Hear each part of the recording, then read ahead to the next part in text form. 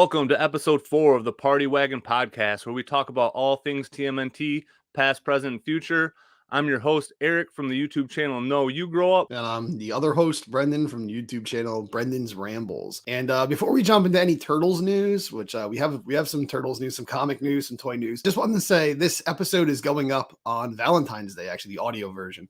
So I wanted to ask you, do you and Lacey have anything planned for Valentine's Day? No, we'll probably do something low-key the next weekend, but I've never been one to want to fight the crowd on the actual Valentine's Day, and luckily she doesn't really care either, so that works out well for both of us. That's good. You're not going to see Ant-Man or... No, nothing like that. The same way with movies. I don't like going to see them right away. I'll usually wait till towards the tail end when it's like us and 3 other people in there. That's usually the way I like to see my movies too. Yeah, me too. Unless it's like a big event that's going to be spoiled, then it's like something like, what was it, the Force Awakens came out or whatever, and like we were all hyped, like, oh, Star Wars is going to be awesome again, and that didn't happen. But I saw that right away. I guess Valentine's Day is an easy holiday for you guys. How about you? Meet anybody? Nope. Nope. Valentine's Day is any other day for me. For me, right. It's a Tuesday. And the day after is cheap chocolate day. Yeah, right. Yeah, you go to Rite Aid or Walgreens and all the chocolate's just like 20 cents for a bag. It's the same exact chocolate that's like $5 in the normal candy aisle, but it's red. So, right. Well, yeah, I guess we'll get right into the turtle news. I guess before we talk about toys, I have a couple rants I got to get out of my system when it comes to the toys. But first, we're just going to talk about the Ronin-verse, the last Ronin universe, which is continuing now. We have met the next generation of Ninja Turtles, basically. Yeah, I feel like it was definitely what I would consider. I mean, they definitely had full appearances, but we really didn't get a whole lot of it at first. They're just kind of like the babies right now. So, and they just seem to all kind of, I don't know.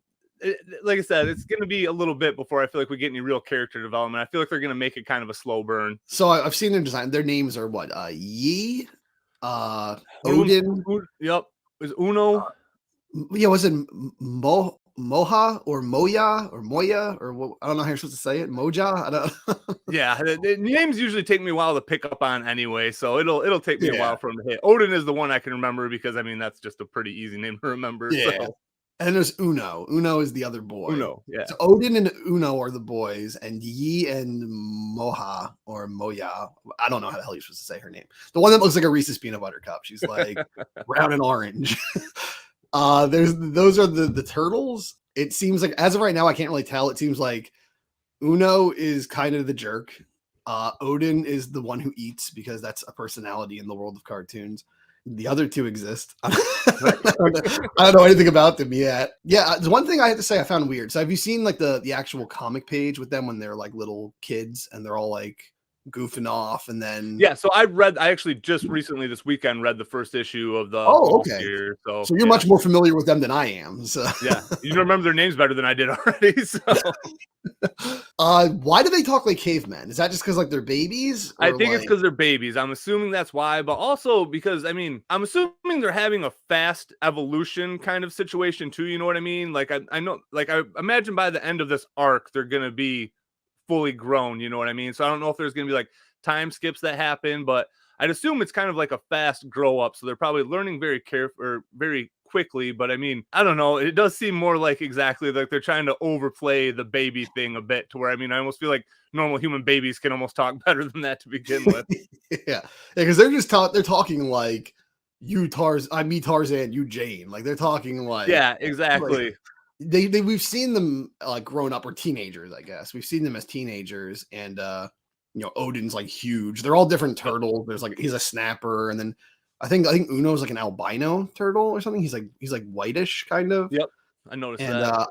I don't know what the brown and orange one. I don't know what she's supposed to be, if she's like a box turtle or something. But well, I mean, because is she a painted turtle? Painted turtles are like orange and black in the water, like in real life. So I don't know. That might be like their version of a painted turtle, because none of them look like real turtles. So the Ninja Turtles have never looked like real turtles. I guess the big question is like, do you think these characters are going to have staying power outside of this universe? Are they going to start getting their own toys and their own comics and maybe even their own spin-off franchises, like a different, how we have like a million different versions of the four turtles. Are these four turtles going to get more versions, or do you think they're just a one and done deal kind of thing? So I feel like the way they're setting up the Ronin verse right now, I feel like they're gonna let it kind of branch out both ways. And I feel like as long as the books are moving, they're probably gonna keep putting out miniseries. You know what I mean? I don't know how much you look at like normal Facebook stuff and like that stuff,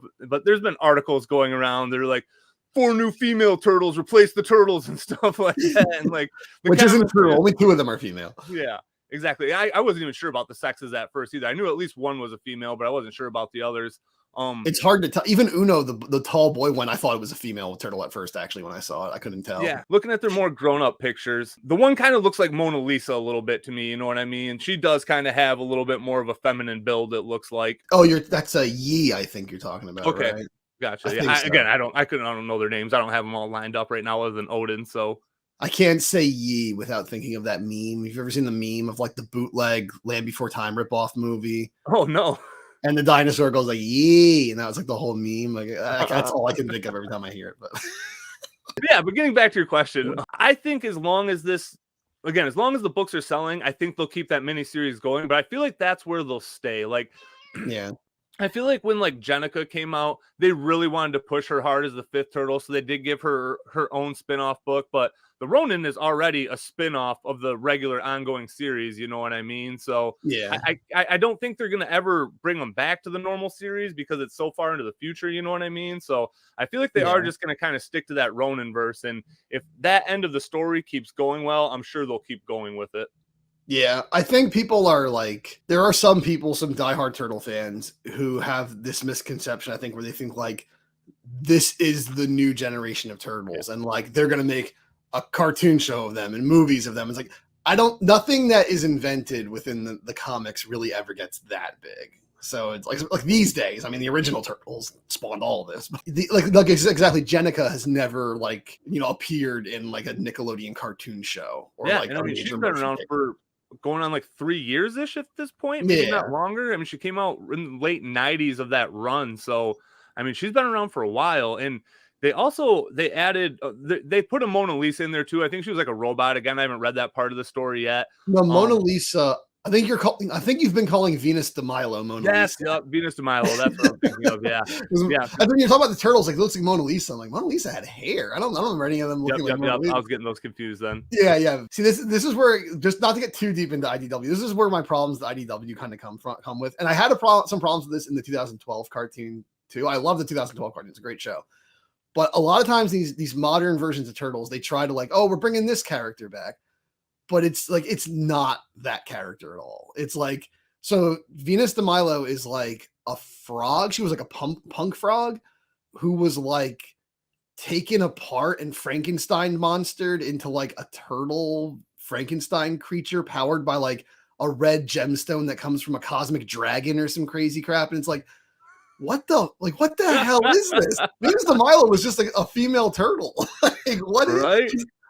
So it's like, yeah, we brought Venus de Milo back. It's like, no, you didn't. You created a new character and slapped her name on it. So it's like, I feel like it's kind of a cheat way of saying, like, look, your childhood's coming back. Like, they do that a lot. And then what they actually give us is like not really at all what the character was. It's just a name. So I think that's what they did. So I kind of like that about the 2012 series, though, is I like that a lot of the characters kind of got their own spins, and some of them, I mean, like, so have you seen a lot of the 2012 series? I've seen a good deal of it, yeah. Okay, so have you ever seen any episodes that the Rat King's in? Yes, I have seen those. Dude, he's terrifying in that. You know what I mean? Like, I kind of like his character. I'm not going to say more because he is one of my favorite characters from the OG cartoon. But, I mean, he's just, like, I like that spin that they put on him because in the comics, he's kind of darker like that, too. Like, I'm pretty sure in his first appearance, I'm pretty sure he makes Splinter eat rats or something like that to survive. Yeah, he's also like, he's actually dead the first time we see him. It's like the ghost of the Rat King is like appearing to Splinter. So it's like it's funny that his first appearance is like after he's already dead. Right.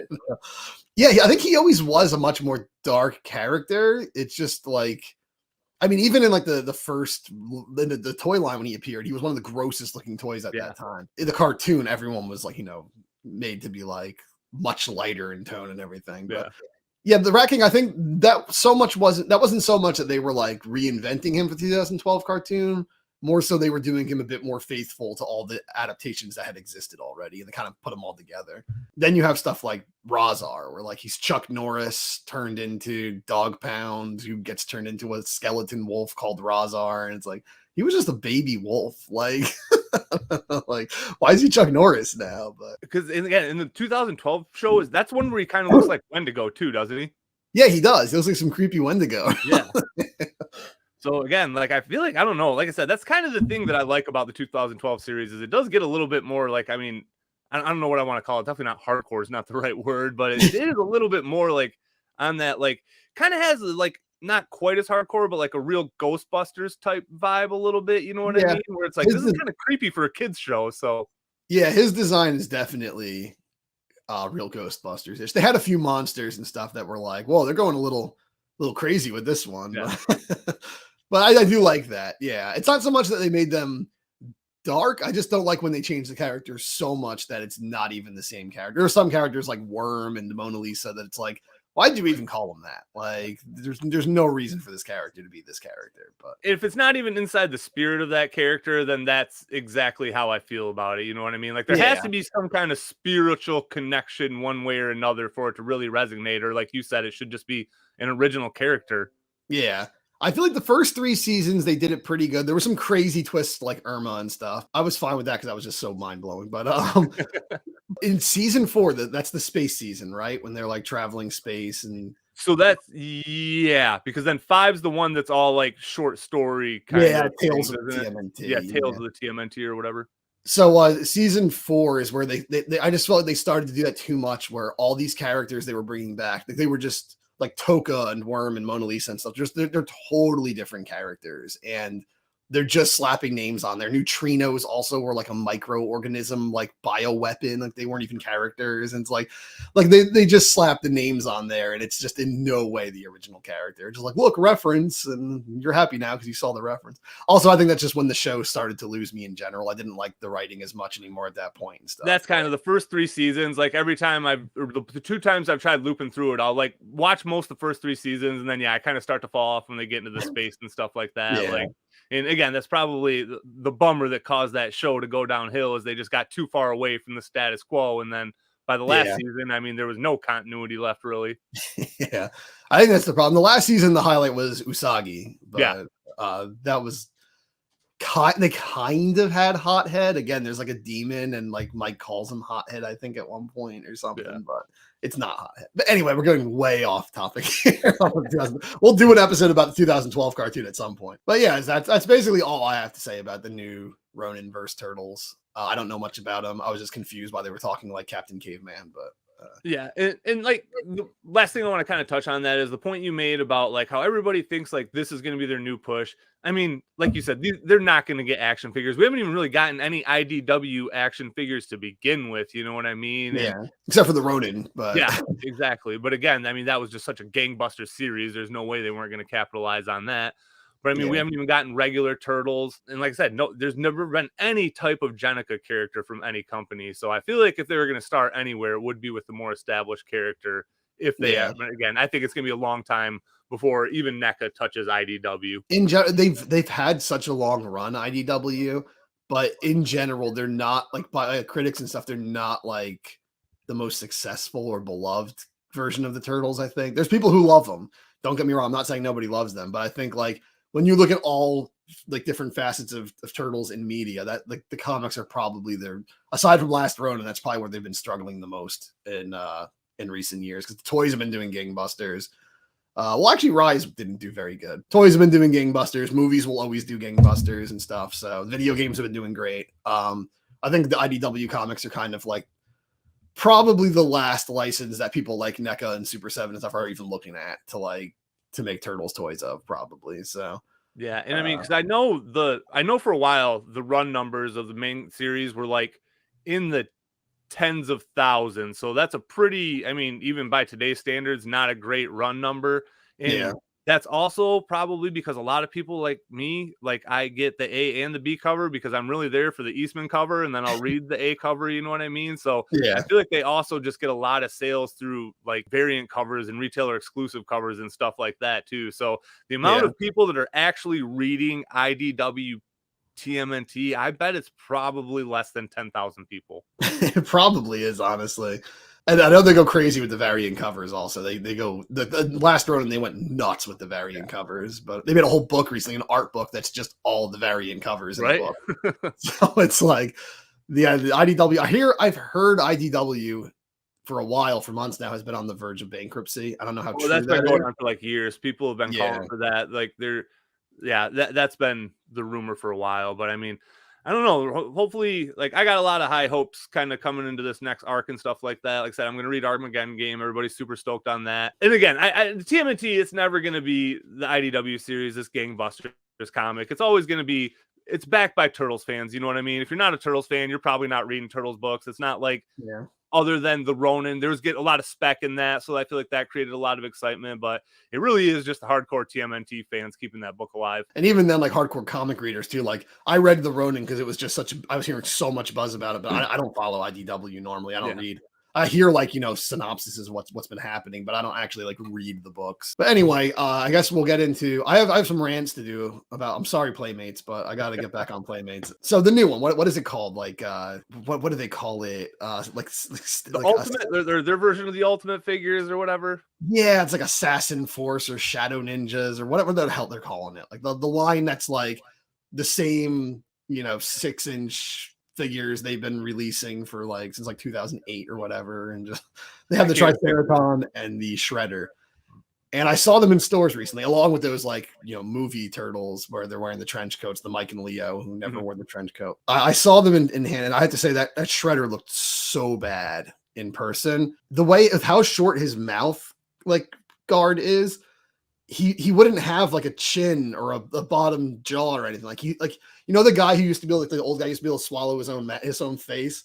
Like he looked like that underneath there because it's like his head would end like right at like under his top row of teeth. It's like he has no chin. It's so. And then his eyes, they look like angry Eric Cartman eyes, and like his shoulder pads are just hovering above his shoulders, and it's just so cheap looking. And the Triceraton's almost a cool figure actually, but it's like it's just cheap. That's the only way I can describe it. So like the torso is sculpted in like this gray plastic. It's not even really shiny or metallic or anything. It's just I'm not expecting vac metal, but like it's just dull gray.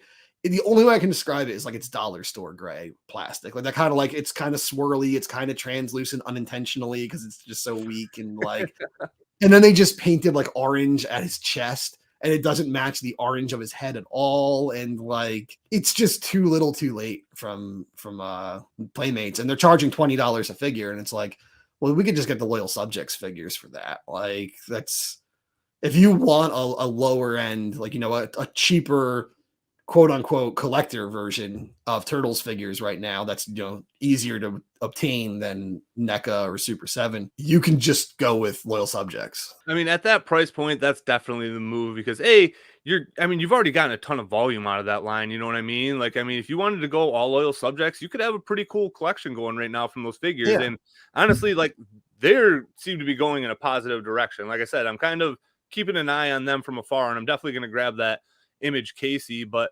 those are the figures that if all the other figures are cleaned out, those are the last ones on the peg, or those 6-inch figures.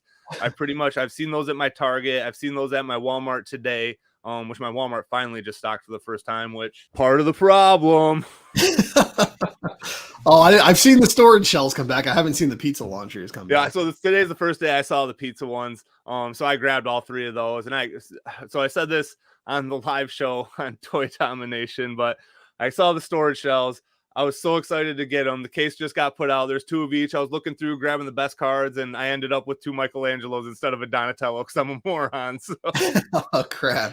yeah, so I'll have to even that out. But yeah, and again, I am like a sucker for the original re-release figures and stuff like that. Like I just love the novelty of going to the store and seeing the figures that I saw as a kid. Like it just does something to me. You know what I mean? Like I Yeah. was so excited to see the storage shelf figures that like I couldn't even grab the right ones, and I'm never Yeah. that kind of person. But and again, I've beat this horse to death as well. Like their 6-inch line is just not what they should be spending any time, energy, or resources on. Like, and I get that some people like it, different strokes for different folks and stuff like that. But I just it just doesn't have a place for me, and they're just not good. Like you said, the Triceraton is definitely objectively just the best looking figure, but still the scale is just so far off to the turtles. And that's really just what bothers me. Like, that's honestly my biggest peeve about the Loyal Subjects line, too, is I feel like Shredder Yeah. is too small compared to the turtles and stuff like that. And Bebop's small and yeah, but I mean, other than that, like, I would say that I would rather have those than any of those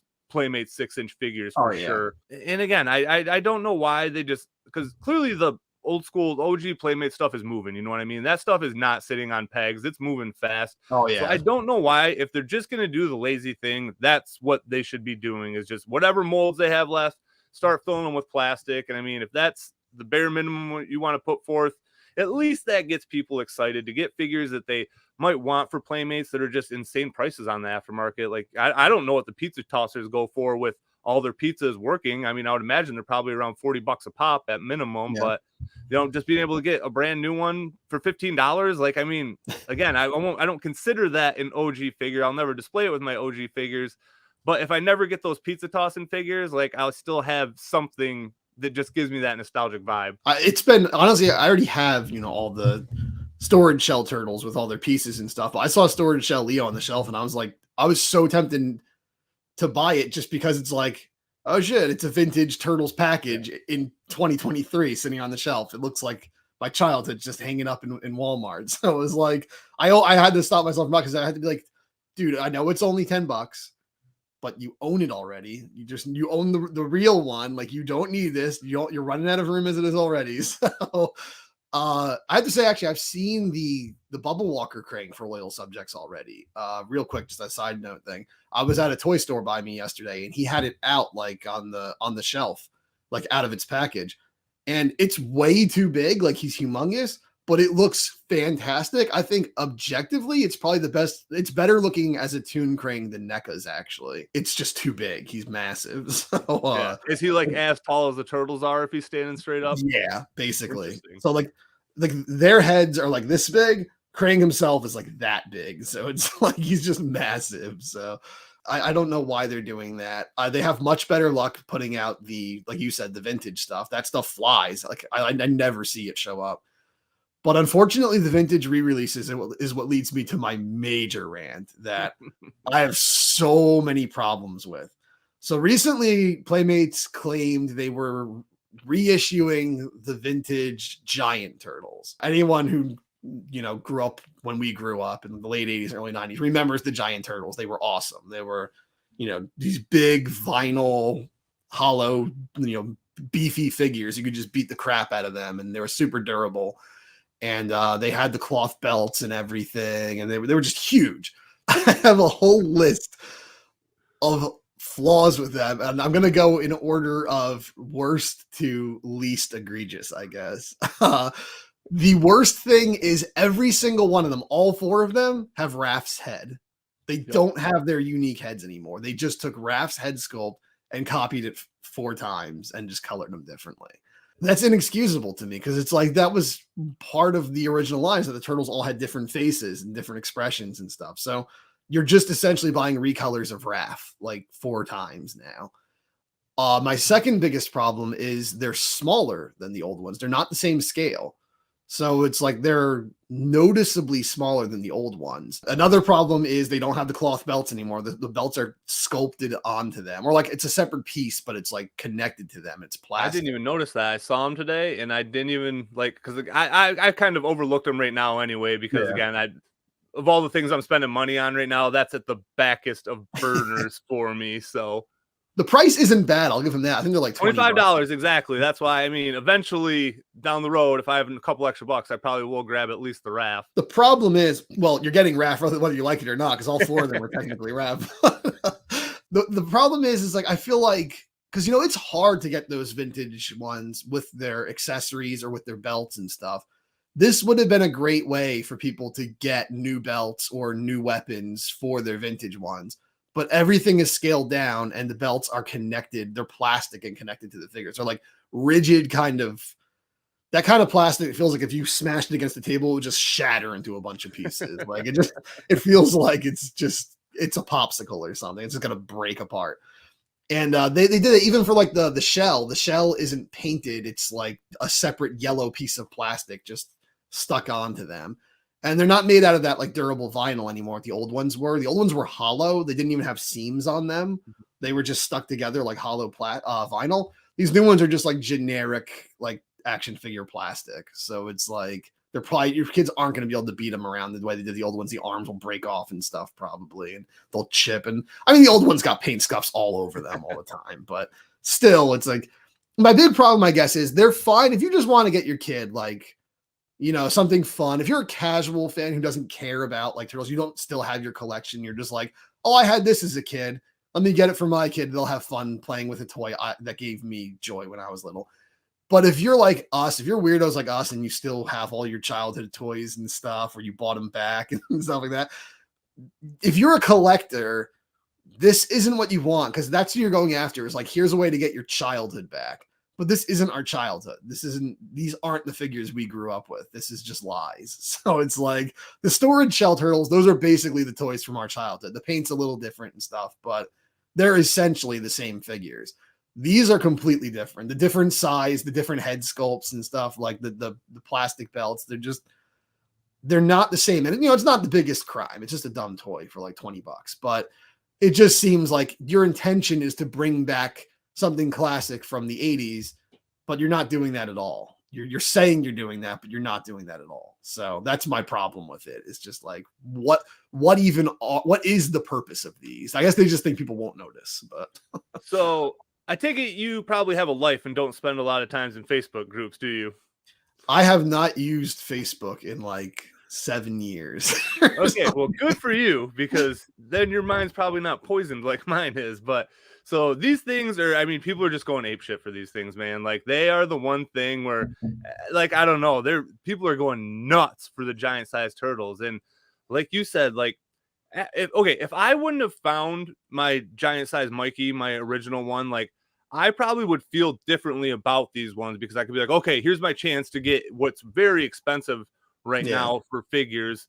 But after getting him, like, he's just so much cooler. Like, and I hate to be like, again, I'm not trying to be like elitist or anything. Like, I don't even have that cool of a fucking Playmates collection or anything, but like, just looking when I actually saw them in the stores, like, it was just like, okay, I mean, these just definitely are not as good, you know what I mean? And it's not like I was bummed about it, because like I said, they would have been on the back burner for me anyway, out of all the stuff that's coming out right now. Because also, I mean, NECA is about to start putting out a ton of stuff too, so I mean, that's kind of where I'm saving my money right now.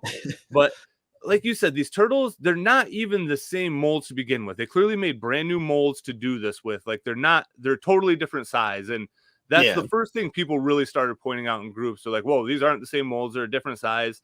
And the original ones, was there 2 different heads, or did all 4 of them actually have different heads? All 4 of them actually had different heads. Okay. So they all are definitely the same exact mold for sure on this one. It was the cheapest route for them to go, and that's exactly what they did. And it's funny because a lot of people, I think they got like the Leonardo and they're like, he only comes with 1 sword, but the original one only came with 1 sword too, I'm pretty sure. They did. They all came with just 1. Even like the giant samurai ones, they came with like 1 weapon each and stuff.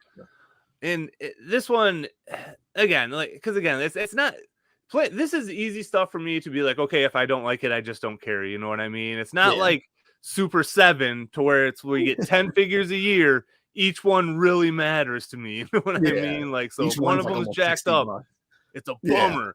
But with this stuff, I mean, it is like I saw them in stores, and I mean, of everything on the shelves, I'm like, I'm grabbing these pizza tossers, and that's all I need right now. Like, if I come back in a couple weeks and I grab some more of the retro stuff, I'll grab them. But it Yeah. really, like I said, I even posted something on my YouTube channel when they first came out because I assumed they were just going to be re-releases of the original, so I was super excited about it too. And then after people started pointing it out, all the same head sculpts, so a little bit smaller and stuff like that, it did kind of take a little bit of wind out of my sails for my anticipation on these. And then I saw Mikey and Leo in the store today, and again, they're cool. I may get them down the road, but they're just not something that I'm just clamoring for right now either, especially with so much other great stuff coming out. I mean, there's even stuff as lazy as like the teeth. They didn't put the spaces between the lines all white. Yeah, just they just took white paint and just put it across the face. And like, I mean, if I didn't have the originals, like I have the Mikey's right back there, like right there. So,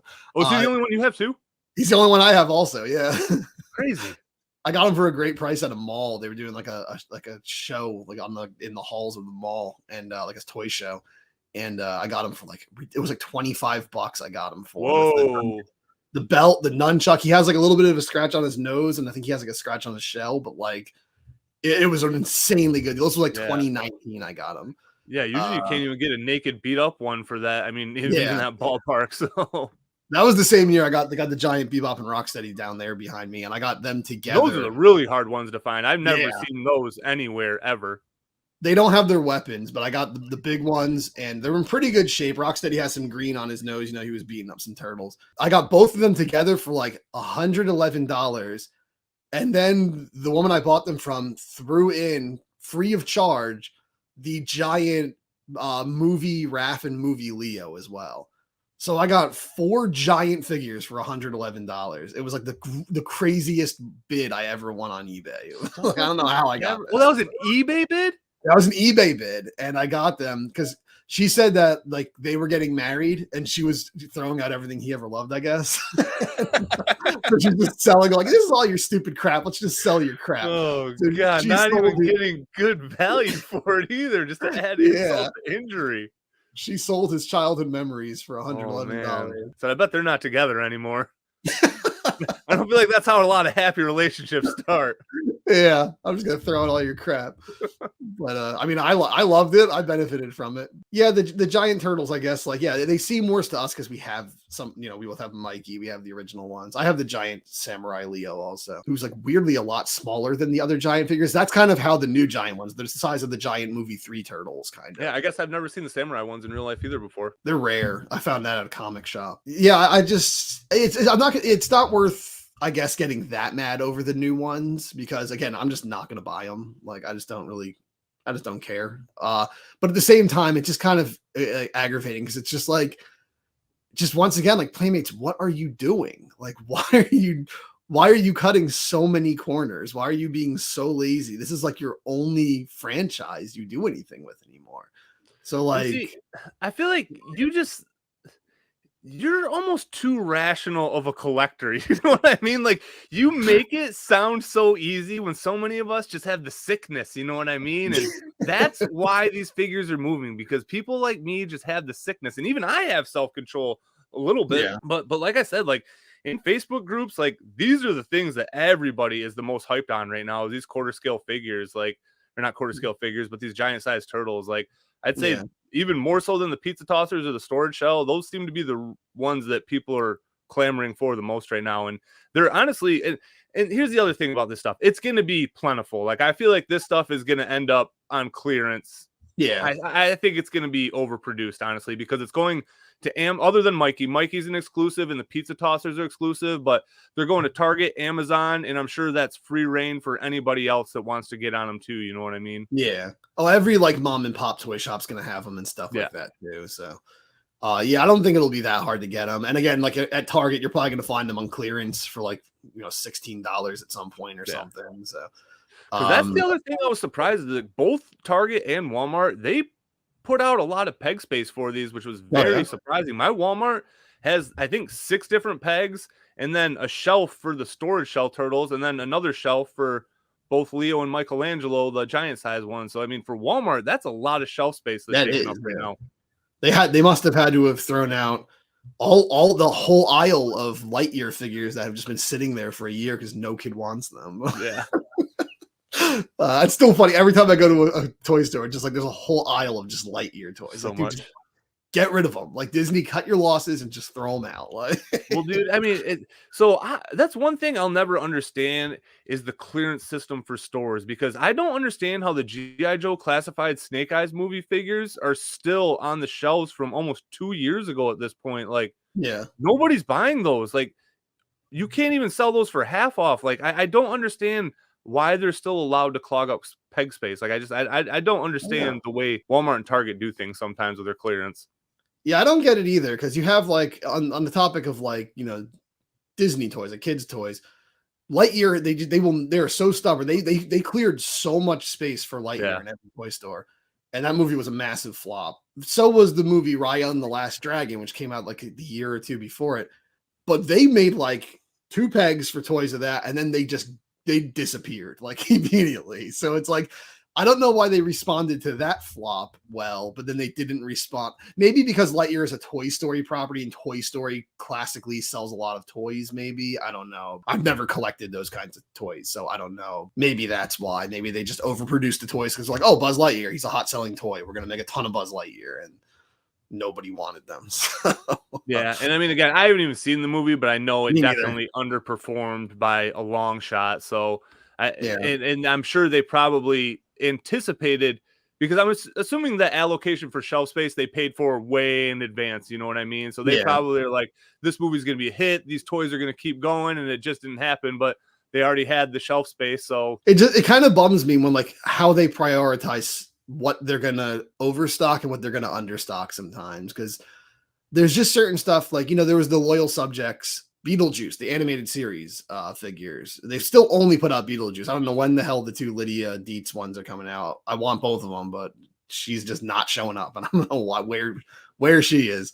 But the Beetlejuice one, I never even got it in a Walmart or anything. I had to find them in like a collector's store because he was just nowhere. Beetlejuice is like a really popular franchise. Go to like a Spirit Halloween store or something. And it's like there's just walls of Beetlejuice. So it's like it's not like that's a franchise that doesn't sell. I just don't get why they didn't order like any of those for the stores, but then they ordered 500,000 Lightyear toys. So like it's just weird. I don't know how they prioritize like what they order and what they don't order. So with the collectible stuff, it's really weird because my Walmart, I've never seen a Loyal Subjects turtle there, and they have tons of Loyal Subject stuff there. So I don't know what's going on in that store. Like it makes no sense to me that I have I've never seen a single one, and I go there 4 times a week. So I would Yeah. have definitely seen them if they were there. And the only place I ever saw that Beetlejuice was Books a Million. That's the only place All I've right. ever seen him before.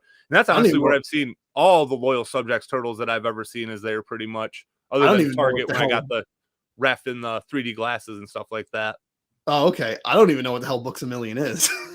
Oh, it's like Barnes and Noble. It might be regional. I didn't know that. I thought it was a Oh, nationwide chain, but it's basically a Barnes and Noble. no, we only have Barnes and Noble monopolize that shit by us. So we Okay. don't have anything but Barnes and Noble. I see the disguise turtles, the rapper turtles. I see those in Target by me all the time, but I've never seen any others. The only other place I've seen Loyal Subjects turtles figures, aside from like collector stores, is GameStop has them by me. That's where I just got Bebop from GameStop recently. They carry them a lot, so that's a weird spot to find them. But I never have seen them at Walmart. Walmart, when I go to Walmart and look at the Loyal Subject section, it's really only Avatar: The Last Airbender toys. That's Like all I really all see. they It's have. all anime properties and ones that I don't even really know, which means they have to be like pretty obscure, I would say. I mean, it's not like Yeah. I'm super Oh, deep into anime and manga other than what I'm into, but yeah, I watch don't even out. recognize half the shit that's there. Watch out online. If you call Avatar anime, you're gonna get those people like it was made in America, actually. So technically, no, but yeah, We so yeah, because I actually just talked about someone about that recently. I feel like that era of Nickelodeon with Avatar and even the 2012 TMNT at the show at the time, I feel like they really were pulling from a lot of anime during that area yeah, because I feel like that's kind of when like the anime boom really, really started to happen where it's like, okay, only super duper nerds aren't into this anymore. You know what I mean? So yeah. because I feel like even in the 2000s, if you were into anime, it was still pretty frowned upon at that time. You know what I mean? I remember when I was in high school, like 2002, 2003, 2004. I remember like anime was starting to blow up. It's like Toonami was getting big and Yep. everything, like on Cartoon Network, and Dragon Ball Z was huge. And then like they started getting like Gundam Wing and stuff like that, and Cowboy Bebop, and which is an awesome show. But yeah, it started becoming like I had friends who were like diehard anime fans, and they were getting really into it, and like that scene was getting bigger, but they were still like the nerd kids, like the outcast kids in school. Yeah. They were like the geeks, like, you know, anyone I knew was a geek. So it's like, but then, yeah, I think by like the late 2000s, anime started getting more mainstream and it started becoming like everybody agreed it was cool. Everyone and their mother had seen Akira, and like, it was just like, it became normal at that point. But there was already shows around like 2003, like Teen Titans was kind of pushing the anime stylization with like the way the characters would warp and stuff when they talk and all. But yeah, 2012 Turtles definitely did a lot of that, where the characters' faces would warp and stuff and all that kind of stuff. Like the temple pulse. Yeah, and stuff like that. the vein, the little sweat drop, and all, all those little weird things that they all just seem to do for some reason. But I guess the last thing we touch on before we get back into the movie discussion is, NECA's doing Holothon again soon. I'm not happy about that. I honestly, I didn't like Holothon. Holothon sucked. Like, it was like, I went through like hundreds of dollars during Holothon. Like, I know what it's going to be. It's going to be Rex 1. It's going to be Mona Lisa and Dirk Savage. It's going to be Lotus Blossom and Chakanara. What the hell's his name? Like, Cabanara. I don't remember the hell his name. Dude, okay, so he's the only character whose name I can never remember, no matter how many times I see that episode, no matter how many times I read it before I try to say it. It reminds me of capybara, but I know it's not that. That's a giant rodent, but it's something like that. I can never remember his damn name. It's something like Hakachara. Hakachara. All right. Something like that. I'm still probably off. There's somebody going nuts listening to this right now. I know they are. I think it's Chakahari, actually. Okay, I think we're getting closer. We're getting closer. We're probably not. His name's probably John. We're like completely fucking off. John the Samurai Ghost. But yeah, like they've already said that those figures were on the water like a month ago. So it's like they probably already have them all. They probably already have had them for a bit, and they're just waiting to roll them out.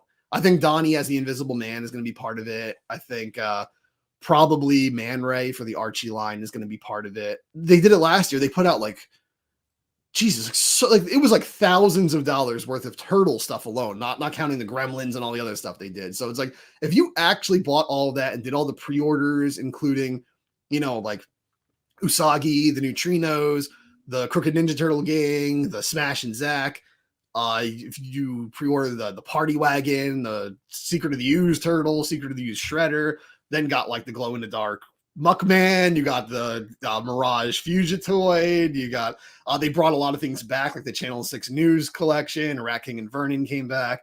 They did Toka and Razar, who I never got from the Toon line. They did Robotic Bebop and Rocksteady, who I somehow found. Like it was like thousands of dollars worth of figures. That was like the most expensive 2-month run probably ever in collecting for me. It was horrible. It's like, I don't want you. I want like January.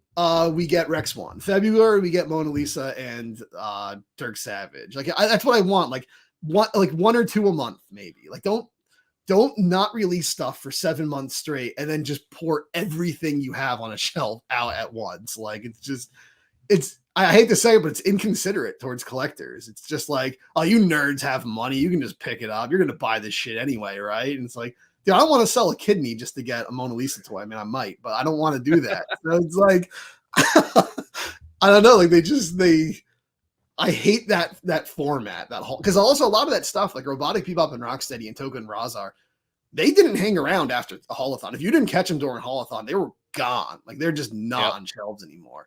And same with the Glow in the Dark Mutagen Man and stuff, or Muckman. I'm sorry, not Mutagen Man. So him, you could actually get online for quite some time. He still might be available online, honestly.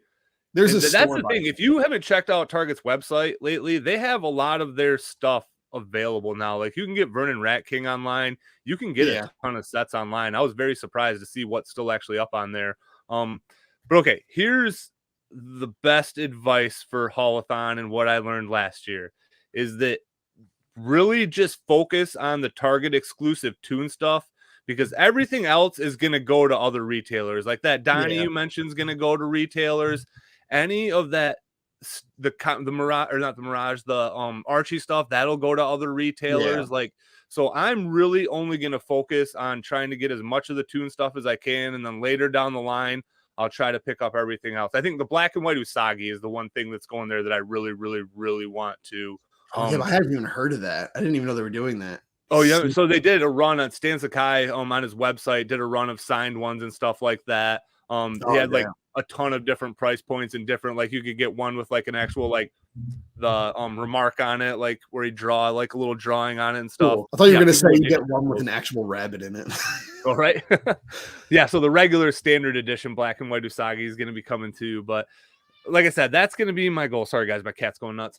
So that's just going to be my goal, is try to just get all the Toon figures I can get, and then I'll just hold off on anything else that I want, because that is the stuff that, like you said, once it's gone, it's gone. But the other thing that NECA has shown us is, other than, I think it's the April in Bash or / Foot Soldier, whatever one she came with, and the Casey and that other Foot Soldier, those are the only two sets at this point that they pretty much haven't re-released. So they have shown that even if it's a year later, they will rerun figures. You know what I mean? Like I at this point, I don't think NECA really wants to leave money on the table. And I've said this before in other videos, like when things are going for double their retail price on the aftermarket, that doesn't do anything for the companies. You know what I mean? They see that and they're like, okay, if demand's this still high, we can probably do another run, and they're going to move if people are willing. This many people are willing to pay double retail value. And I think NECA's really picked up on that lately. And again, I feel like they're figuring out their demand levels a lot better as well. And they're at least meeting production, if not exceeding it on some figures. I think the only one that is not coming back is we are not getting that April and Foot Soldier 2-pack, because they have announced they are redesigning April. They're making a new April. And I think that's good, because that first April was abysmal. She didn't have a neck. She was like a bobblehead. Well, she just looks like a little kid, I feel like. Like, that's just the thing to me, is she doesn't look like, I mean, again, as far as cartoon characters go, April was like a tall glass of water, you know what I mean? Like, she was like big and built. Yeah, exactly. Like she wasn't a dainty chick, you know what I mean? So I feel like that's what I want, is just, I mean, and again, I don't need her to be like ridiculous porno version April either, you know what I mean? But like, she should at least look like an adult woman and not a 12-year-old child, I feel like. I think that's, honestly, that's one of the things I don't like. So anyone who watches my channel knows I've said like a bunch of times, growing up, I had a huge crush on Mona Lisa. I'm definitely going to buy a Mona Lisa figure. I've been asking for years, because, you know, childhood cartoon. I was going to say, I feel like always you have to. Don't tell your brother, though. That's right. The thing is, after all these years of her being my most asked for character, I hate to say it, but from the pictures, her figure looks pretty shit. Like, it just seems like she has the same problems April had, like really big fat head, shoulders so scrawny that like they're not even as wide as her own head, and then just like pipe cleaner arms. And like, you know, Mona Lisa wasn't like plus sized or anything, but she wasn't like scrawny either. Like she had some meat on her. Like, oh yeah, I mean, she was like put together pretty well for sure. Like, and that I feel like is kind of the issue with that April too, is her shoulders are just very tiny compared to her head proportion as well. And like the neutrinos are like that, but that's kind of how they are designed. I feel like they did have big noggins for their body, it seems like. They did. They were little Keebler elves. So it's like, who cares? And I know Mona Lisa was short. She was like as short as Raph, and the turtles are short. But for the figure, they made April like as short as the turtles. The turtles were like eye level with her freaking boobs in the cartoon. Yeah, exactly. Like, and that's again why I want like adult, tall woman April and not little munchkin kid April. I think because early on in the line, they weren't doing the sizes as well. Like now they're really good at getting the heights right. Yeah. But early on, Bebop and Rocksteady, they're not that much taller than like Casey Jones. And they don't have to be, because I mean, the cartoon, everyone's so amorphous. There's shots where Bebop and Rocksteady are shorter than the turtles. Yeah, they really got out of control with their size towards the end. But when I think of them, I think of that first season where I can't remember if it's Bebop or Rocksteady, literally palms two of the turtles by their tails and picks them up. You know what I mean? Like, that's how I envision those guys. Yeah, I mean, that's how the vintage toys were. They were big dudes, and like the turtles were shorter than them.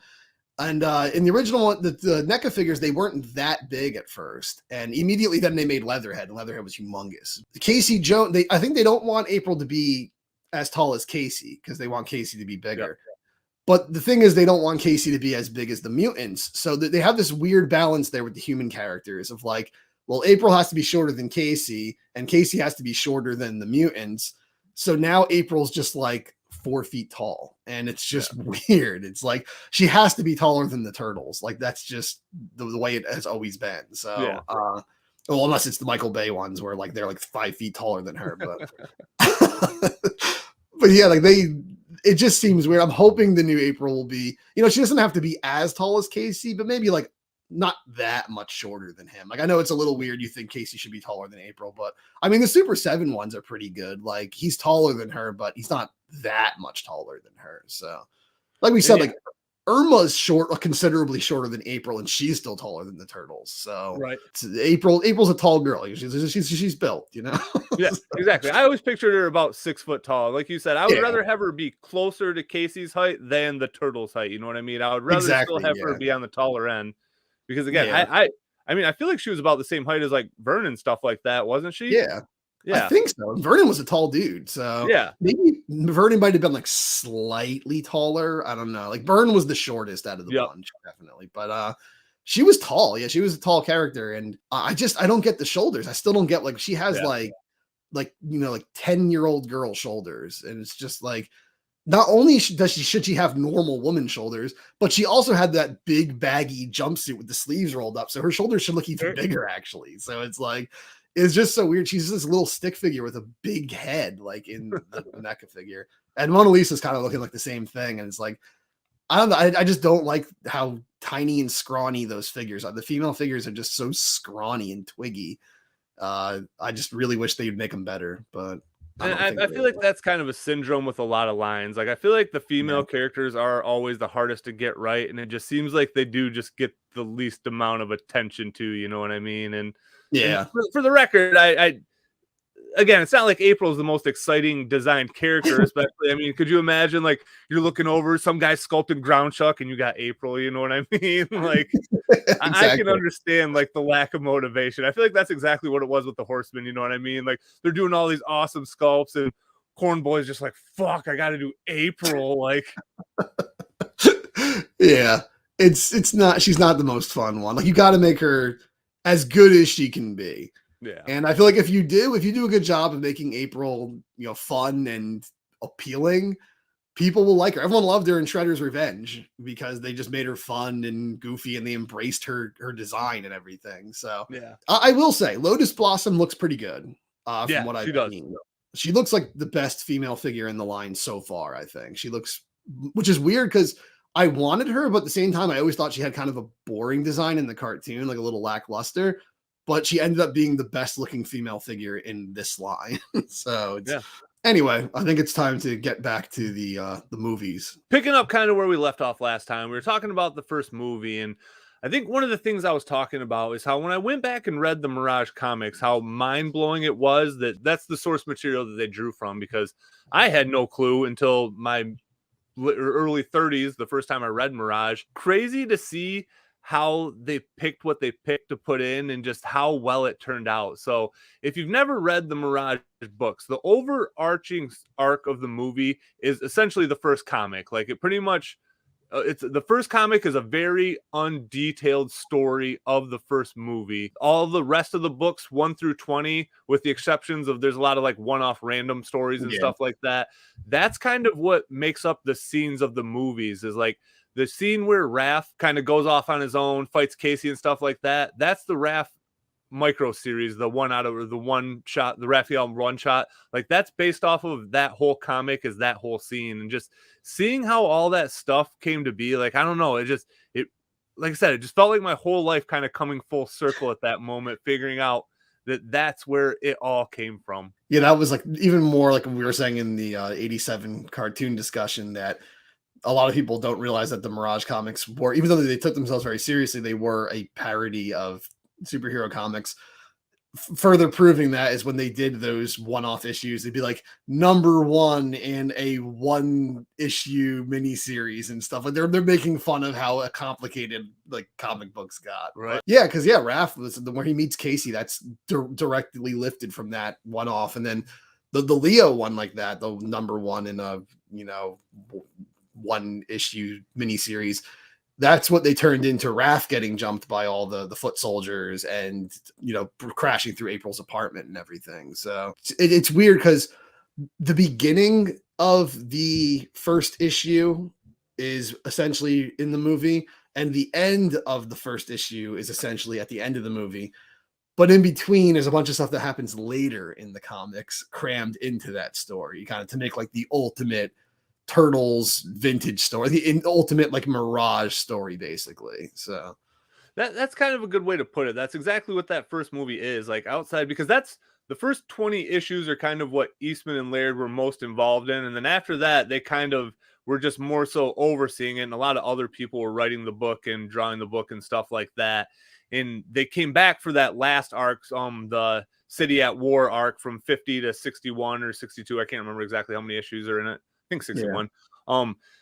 But yeah, that's kind of what the movie is like Mirage's or Eastman and Laird's greatest hits. And that's why it surprised me that they said it still didn't really turn out the way they wanted it to. And I understand that because I mean it's their work, you know what I mean? They probably had a very specific vision for it. But I said this in the last episode. I think it's the best comic book adaptation probably ever. Like it, other than those little changes, like you said, like so the scene he was talking about where Raph's up on the roof training and all the foot soldiers jump him and throw him in the throw him through the roof, and he sits in the bathtub all the time when they're at the farm and stuff like that. Like that was Leonardo that it happened to in the comics. So there was little changes to it and stuff like that, but it still felt like exactly the same. It was just a different turtle. I think it worked better to turn it into Raph in the movie because it made more sense since Raph was so angsty why he would go out on his own, angry and get into trouble.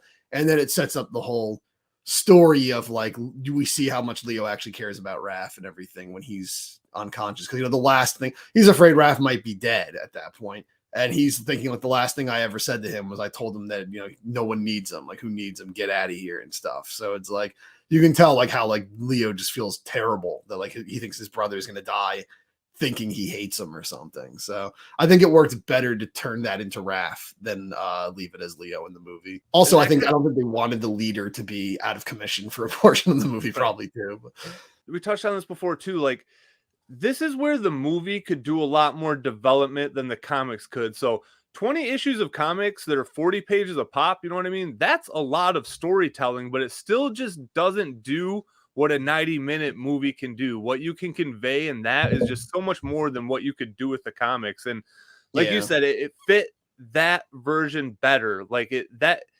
I don't know how it would have worked if it was the other way around in that one. That scene does have a lot of heart, you know what I mean? Yeah. Like you feel good when he wakes up, and like I don't know, you feel that relief that Leonardo feels in that scene. The whole time they're at the farmhouse, which in the comics it was Casey's farmhouse, but they changed it to April's, which makes more sense. Like I don't think Casey's the kind of guy to be owning a lot of real estate. This like psychopath on the streets beating up criminals.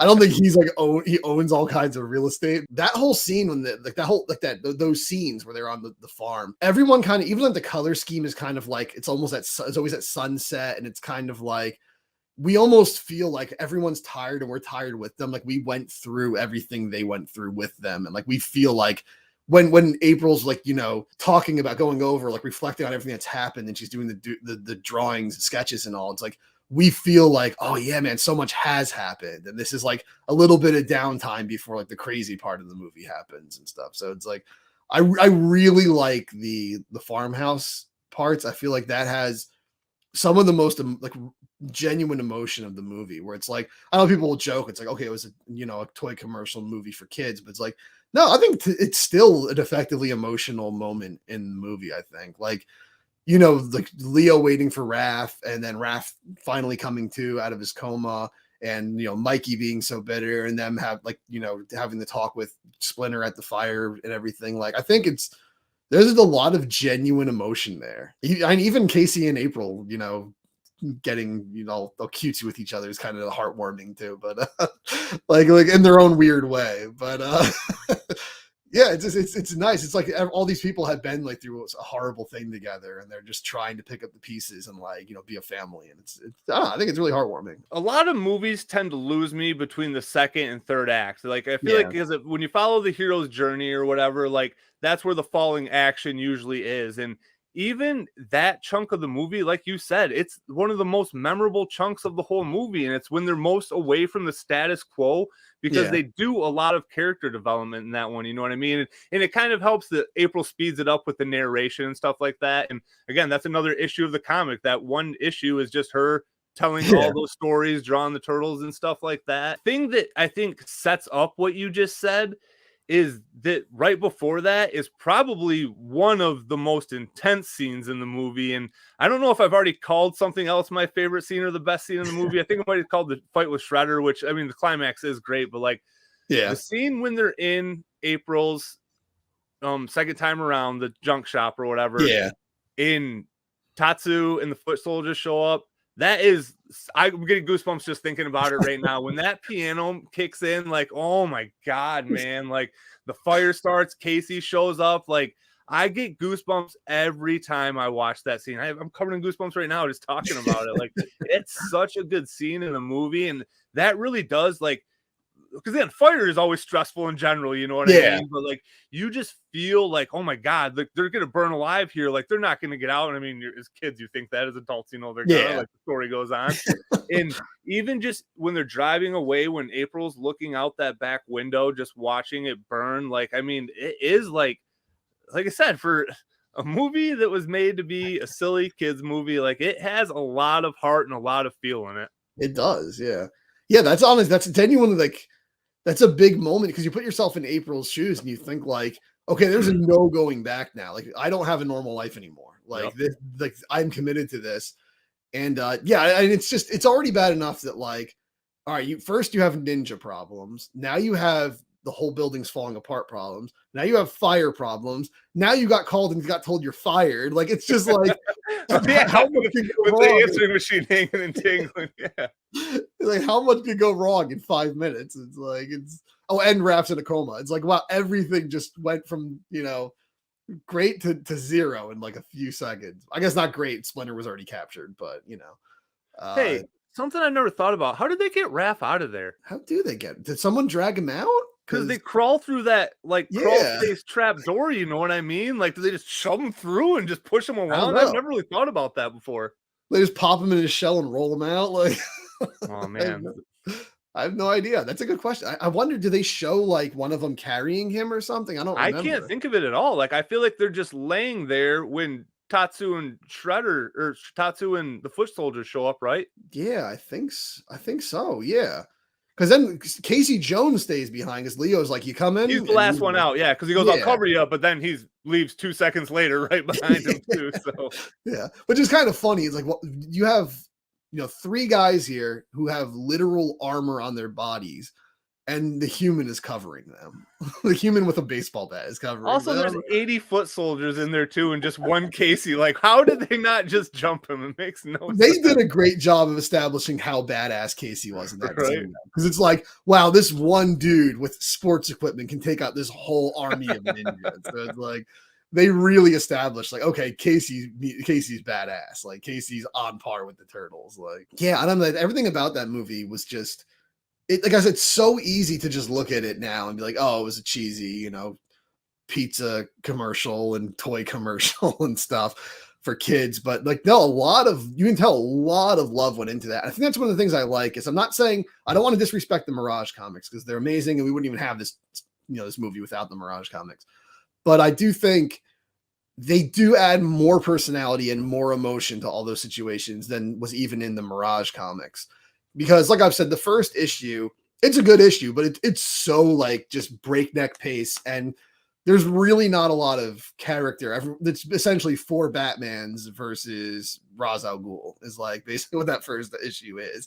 It's like they all talk like Batman and he's just Shredder's just an evil ninja. They don't have as much personality as they do in the movie. The movie, you care for them a lot more than you do in the comics, I think. Because by the time you get to the one where Leo gets beat up and thrown into April's apartment. You definitely care about them more. I think by that point in the comics, they establish them more as like people. In those early issues, the turtles are just like, we're just for Batman. Like, well, and the thing about that is, I mean, they never thought there was going to be an issue number 2. You know what I mean? They thought they were going to make these 3,000 comics and they were going to have some fun, and that was going to be it. Like they did not see what was happening. So it's not like they even like were like, okay, we got this issue thought out. This is what's going to happen next. It was probably like, all right, we get to do one more issue. What are we going to do? All right, we get to, and then once they figured out like, okay, this isn't a flash in the pan. You know what I mean? We just sold 100,000 copies on issue 8 or whatever it was. Like, let's see what we can really do with this. And like again, I know we keep retouching on things we touched before, but I think it's important. Like it was the amalgamation of what made the cartoon great and what made the comic great coming together to make the movie, again, what I think is the best thing ever for Turtles, because they do just need that character development. Like that's the most important part of the movie that, like you said, is superior to the comics. Is we get the individual personalities, even though they're not the same as the cartoon, they are slightly different. But that's what makes you care about these characters, is like you have to feel like you know them. Like that's why, again, in the first issue of the comic, there isn't time to get to know them, to get to care about them. It's just a fun action-packed romp from start to finish, and that's it. But again, this movie, it was a catalyst in what made the Turtles so big, because it made, again, we call it a silly kids movie, but it got older people into it too. Like you don't just become the best selling indie movie of all time by being a kids movie. Yeah, exactly. I mean, there was a lot of crap kids movies just made to market toys and food products back then. There's Mac and Me and all that garbage. It's like the Turtles movie was clearly a huge step above all of that. And like you said, that's because it had appeal for teenage audiences and even adults. Like adults, I know adults being into kids franchises was much more frowned upon back then than it is now. I think like if an adult was a Turtles fan back then, they kept it secret. They didn't tell people about it. And they were probably seen as like a weird nerd or something. Like adults weren't supposed to like cartoons and stuff back then. The Simpsons kind of came out the year before and started to change that. For the most part, it was like adults and cartoons do not go together. Whereas now, like every adult freaking loves cartoons. Adults probably buy more toys than kids do. So it's like, it's changed a lot since then. But yeah, definitely some older audiences were getting into them because those movies did gangbusters. Well, at least the first one did gangbusters. Second one did gangbusters also. But yeah, highest grossing indie film of all time at that time. It beat Halloween. Like it beat like a lot of these huge movies that were previously the highest grossing indie films. So it definitely had to have a larger audience than, kids going there after Burger King. Like it had to have been more people, because again, kids tickets were cheaper. So kids movies historically always have to get more sales to make as much as the adult movies, because kids tickets are cheaper. So when you look at like late 80s movies, like I think the two biggest, most successful animated movies from when I was in the 80s were The Land Before Time and The Little Mermaid. Those are probably the two biggest ones. If you look on the highest grossing list of animated films of all time, they're like Little Mermaid's like after like, it's like 140th like highest grossing movie. It's so low on the list. And then Land Before Time is like 400 or something. And it's like Land Before Time was like massive when I was a kid. It was everywhere. But it just shows that like not only how much inflation has changed stuff, but even by the mid 90s, inflation made ticket prices so much higher. But also just that like kids tickets were so much cheaper. So like a kids movie had to get a lot more sales than an adult movie to make money back then. And Turtles made a lot of freaking money. So I guess we got to just touch on one thing, because it's one of the only times I can think of them actually doing it this way. But the foot soldiers being kids, they're not robots. They're not like, top of the line assassins, brought over on boat from Japan or anything. They're just reckless youths who Shredder just scoops up, takes advantage of their angst and everything. And just like, hey, I'll be like a cool father to you. I'll teach you how to kill people with ninja stars and steal TVs and do all kinds of crazy shit. that creates a much more interesting, as an interesting dynamic we've never really had with the foot soldiers before, where it humanizes them, because usually the foot soldiers aren't humanized. They're just, whether they're humans or they're robots, they're just bad guys. So it's weird that we got sympathetic foot soldiers in a way, because you can think like, what if that was my son? Like, what if my son fell in with this crowd or something? Like, that would be devastating. And you got Tatsu beating the crap out of them, and like there's well, what is that? Oh, the smoking cigarettes. What's the line? Like, regular or menthol? Regular menthol. I always found it funny that they were playing Narc in that scene. It's like you're Oh, the teaching game, kids, right? yeah, they're teaching kids to be criminals, but then you're playing the just say no game. That's like anti-drugs. It's so weird. I don't know if like Barbara Bush was like, you got to have this game cabinet in this movie or something. Right. But so the thing that makes that dynamic kind of even more funny. So like the turtles are teenagers in that movie, so they're at least fighting other teenagers, but Casey Jones is literally just beating the shit out of minors. You know what I mean? He's I never thought of that. 30-year-old You're right. dude just beating the shit out of kids. Yeah, he's no better than Tatsu, really. I didn't think about that. Holy crap. Yeah, because I mean, it helps that they had the character Danny. So, like, it really helps us connect with, like, oh, wow, this is like really a thing that's happening. Like, I think making one of them an actual main character helps, because even if you showed them as teenagers, they still just, there's no connection. You still just think of like, oh, they're just these over the top MTV stereotypes. But like, showing that Danny is falling in with this, that like April's boss's son could end up in the Foot Clan, kind of like it. I don't want to say like it makes it more realistic, because like I don't think this would ever actually happen, but it's like it's a little creepy. You don't think our kids could become foot soldiers?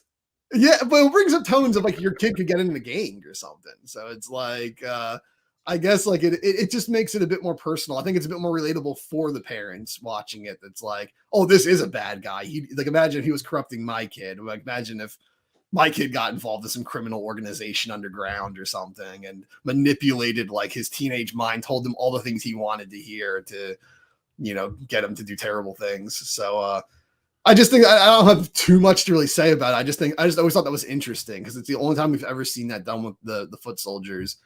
But it's also the only time we've ever seen the foot soldiers as characters, basically. Because aside from that, they're just foot soldiers. They're just, you know, things there for the turtles to beat the crap out of. So, and so I feel like the Danny thing is a good point. Like, he was definitely like supposed to be like your avatar kind of in the movie, especially for like, yeah. I feel like older kids, you know what I mean? Because they probably could relate to that. Because I mean, all teenagers hate their parents, you know what I mean? They all want to be rebellious and go off. And like, I think that's why like the interaction between him and Splinter is so important, because like he kind of, you don't ever want to listen to your parents, you know what I mean? But like, there's other older, wiser people like coaches or whoever that you just kind of look at differently and you take advice from differently, because they're not your parents. And I feel like that, again, that's just where that heart kind of comes back into play. And I mean, even with Casey showing up and knocking Tatsu with the golf club, like, and then, you know, family, is this your family? Is that your family down there? Like,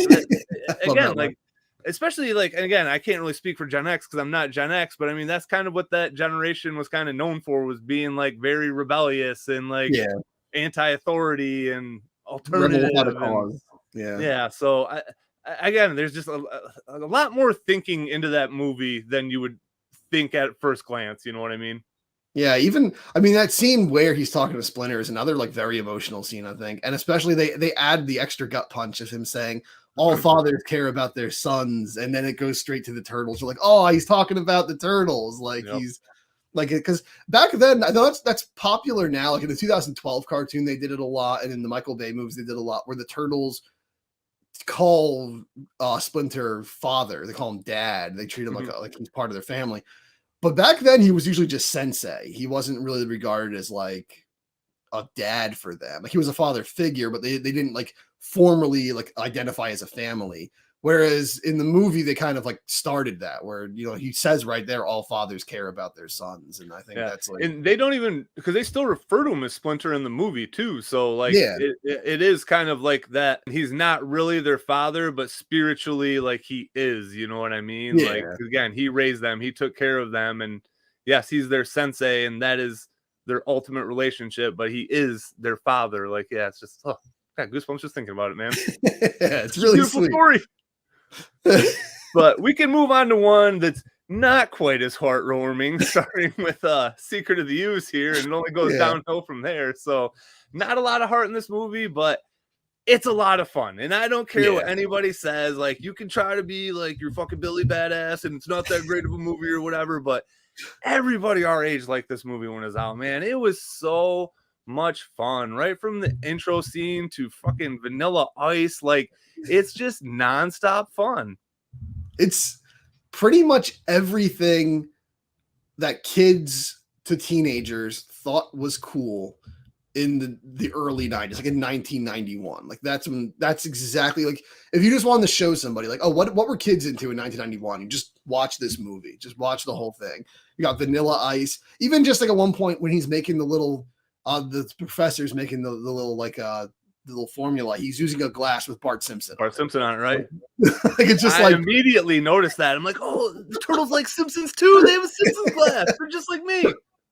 Yeah. And then Mikey, I remember as a kid, they're going into like the lab, and Mike's like, oh wow, this place is like a video game. I remember as a kid, I'm like, oh, he plays video games also. He mentioned them, because back then nobody mentioned like Nintendo and stuff. It was like just something that kids did that parents hated. And like hearing Mike like on a major motion picture mention video games, like now, like, you know, the aisle of Mario toys in every store, but back then that like blew my mind to hear him mention, you know, video games, and then see him have a Bart Simpson glass, and then Vanilla Ice. Like it was everything everyone loved at that time. It was the movie we needed at that time. It might not look like a good entry in the series to people now, but at that time, that was like the coolest freaking movie that a kid could get. Like, that was exactly what we wanted. It was, because like I said, once that one came out, it was my favorite Turtles movie back then. Clearly, the first one's back to being my favorite far and away now, but it was. That's the one. I mean, I burnt that thing out, man. I would watch it over and over and over. And I feel like the first movie, like if you looked at the Turtles, if you didn't know it was called Teenage Mutant Ninja Turtles, you wouldn't really know they're teenagers. You know what I mean? Like, I mean, they could easily be acting like people in their early 20s, if not older, by the way they act. But in this one, I feel like they feel a little bit more teen, a little bit more immature. Like when Raph's off by himself in the first one, I mean, like, he just seems like a 35-year-old New Yorker. You know what I mean? Like, but in this one, they're a little bit more immature. Like, they're just a little bit more fun and goofy. And again, as a kid, like, that is more so what I wanted at the time, because I was more about the fun. Like, again, even the first movie as a kid, like, it made me feel things as a child. You know what I mean? I felt that one was just way more hardcore. Like, the Shredder was scary in that one. Like, when treading back to what we were just talking about with Danny, like when he comes up to him, when he like pulls the picture out of his pocket, like, I'm pissing my pants in that moment. You know what I mean? In this one, he just is kind of a little bit more of a clown. Like, even when he's at his most serious, like when he first shows up, our challenge, like, he's a little intimidating there and stuff like that. But I mean, I don't know. He just doesn't even have like the same force that he did in the first one. Like, everything is, the vibe is just totally toned down all around in this movie. And I think that's why it was more the one that I wanted to watch all the time, because it was just easier to watch. And that's still how I feel about it now. That's why it's a good background movie, because I don't have to be fully invested, to where the first one like sucks me in because I get like into the story. Yeah, definitely, for sure. I think there was a big focus in the second movie to, you know, downplay it, don't make it as scary, don't make it as emotional, because Shredder, you know, they do the whole babies, like all that stuff, like they make him goofier in the movie. And even when he does get scarier, Super Shredder, they like clean that up real quick, like get it out of here. Right. But Razar and Toka, they could have been freaking terrifying. Like, I remember my older brother said he had a nightmare where they were eating him like the night after he saw the movie. Okay, so the one part about that movie that is kind of scary, and it always scared me as a kid, is when they do get let loose in the city and they're just tearing it up. And because I mean, I don't know why that, like, I was just afraid that was going to happen to me one day. I was afraid I was just going to be walking around, there was going to be some mutants, and I was just going to be trapped in my car and they were going to come for me. So that part did scare me a little bit as a kid. That's the only time I saw those guys really as intimidating. The part that scared me, actually, because it broke the mood, was they're eating the donuts and then Razar just crumbles the donut and reveals the Yep. chip right away and looks at them. That was like, as a kid, I'm like, oh shit. Okay, Like, so that's probably like the best you get out of their animatronic faces, probably. Like yeah, he does just look like in that moment, like, you just fucked up, turtle. You know what I mean? Like, you die now. Yeah. yeah. So again, maybe those guys, maybe they're a little bit better villains than I give them credit for. I don't know. They guess the more I think about it, they are a little bit better. They're not just burpers. Yeah. I think that they made them babies because they were like, these suits are terrifying. If we just make them like scary monsters and that's it, this movie's going to be just as like, dark and creepy as the first one. So like, I think they were, because I have a theory. So it seems like they actually were originally going to make this more of the Mirage stuff they didn't cover in the first issue, the first movie. But at some point, New Line or someone like some higher up like just had to say like, no, we got to make this more like fun and kid friendly and just hip and cool and funny and stuff, because the professor had to be Baxter Stockman at some point in the script early on. Like he had to be. So he was actually supposed to be an Utram. Oh shit! Really? I heard they actually filmed a scene where he opens up his coat and there's a little freaking Utram inside Oh him. my god! I heard want to see that scene. Yeah, I heard that's originally what that was the plan for him. Oh my god, that would have been wild. Okay, so that changed because I feel like look wise, he looks just like Baxter from the cartoon. Like obviously not comic Baxter, he's not black, but Yeah. the cartoon Baxter, he looks almost just like him. Like white lab coat, bow tie, Yep. glasses, messy hair. Yeah, if he was an Utrom, that would have been crazy. If I they think made they it. originally, like, I'm pretty sure they filmed this to where they could cut it a lot of different ways, and I think that's one route they're thinking about going. But like you said, I bet when Toka and Razar were designed, they probably were supposed to be like super scary villains and stuff like that. Yeah. And then once they started getting the feedback, and they're like, okay, the first movie, parents thought it was too violent, parents thought it was too scary, they thought it was too much, weapons and stuff like that, and that's why all that stuff got cut out. So that would make a lot of sense to why they're just like, okay, we'll make them babies, and then they're not quite as scary anymore. And their voices, Toka's voice just always makes me laugh.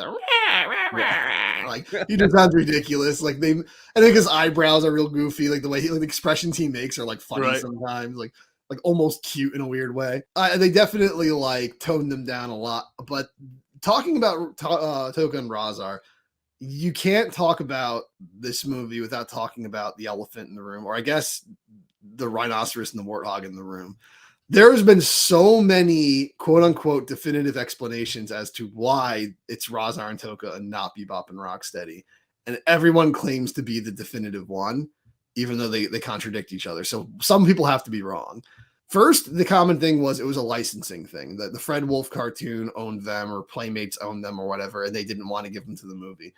The second one is that Eastman and Laird didn't like Bebop and Rocksteady and didn't want them going towards the cartoon. They wanted them to stay more close to like the Mirage comics or something that would happen in the Mirage comics. My theory was always that Bebop and Rocksteady just weren't going to work. Like they would have been too expensive to make these crazy long rhinoceros and warthog heads actually emote and talk, and like, because Razar and Toka talk, but not really. They're just like mama and stuff. Like they don't they don't really like say sentences and stuff. Or like Bebop and Rocksteady would have to actually be like characters who can like emote and like respond to each other and crack jokes and stuff. So it's like I think they thought we aren't there with Bebop and Rocksteady, which again we talked about it last week, but watching Jim Henson's Dinosaurs, it's like actually you were there, but regardless, that's what I always thought, is that they just couldn't do Bebop and Rocksteady. So they're like, let's just make characters who are just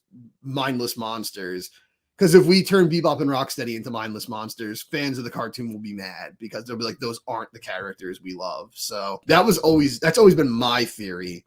Maybe it's a little bit of all three, but it's just, I don't know exactly what the reason is. It might have just been that New Line thought Bebop and Rocksteady were stupid. I don't know. Like, but it just seems like there's so many conflicting like explanations as to why Bebop and Rocksteady aren't in there. Because all of us kids wanted Bebop and Rocksteady at the time. So I've heard both those versions, and both of them would make sense to me, you know what I mean? Because like, yeah, there's no characters in the movie that aren't original characters or from the Mirage comics up to that point. There is nothing that was just created for the Fred Wolf cartoon that Yeah. got put into that movie. So that would make sense. And then also, I do know Eastman and Laird were on record saying they did not like Bebop and Rocksteady, that they thought they were goofy. They thought, because again, that's why they had problems with the cartoon in general and stuff like that. And they Yeah. didn't want that much of an influence on the movie because they were still really pushing the comic at the time, but the cartoon was just taking off. And I mean, that's what was putting dinner on the table for them. You know what I mean? Yeah. Like, they were just making money hand over fist. And I'm pretty sure they were involved, not to the same degree as they were in the first one. They still had input on it. And I know by the third one, they just pretty much washed their hands of it and didn't really have anything to do with it at that point. So I really don't know which version makes the most sense to me, because it all does. And again, what you said too, just not being able to get those suits and stuff like that to work the way they wanted to. And because like, okay, so Bebop and Rocksteady, like, they're wearing a lot of clothes and have a lot of gear and stuff like that too. So even just like outfitting those along with everything you would need to do to be able to get them to move with those clothes on, to where Toka and Razar, Toka's essentially naked and Razar has, I mean, just very loose hanging armor on him and stuff like that. So Loincloth. I bet it would be a lot of, I could see it being kind of a combination, or not even a combination, but any of those three versions would make sense to me. You know what I got to think though, which is weird, is just like, if you got like like really buff dudes, just like wrestlers or something, from the waist down, they didn't have to be wearing any suit. They could just be wearing pants and boots, because people up Rocksteady just wear pants and boots. So like they're completely covered down there. I almost wonder, like Bebop, you could have just gotten like a big ass guy, put an animatronic warthog head on him and like blended it into the body a bit, and then just did minimal like makeup and stuff on the body to make him look like a warthog. Like they might not have even had to have gone for like fully blown animatronic suits. Actually, for Rocksteady, maybe, I don't know, but well, because I feel like to put him in proportion with the turtles, because the turtles were short, but they were still pretty beefy. I mean, you know, because there was a human inside there, and I mean, I'm sure those suits were tight, but I mean, the turtles were pretty piped out in those movies. Yeah, I mean, they were short guys inside. Ernie Reyes Jr., who plays Kino, he ain't tall.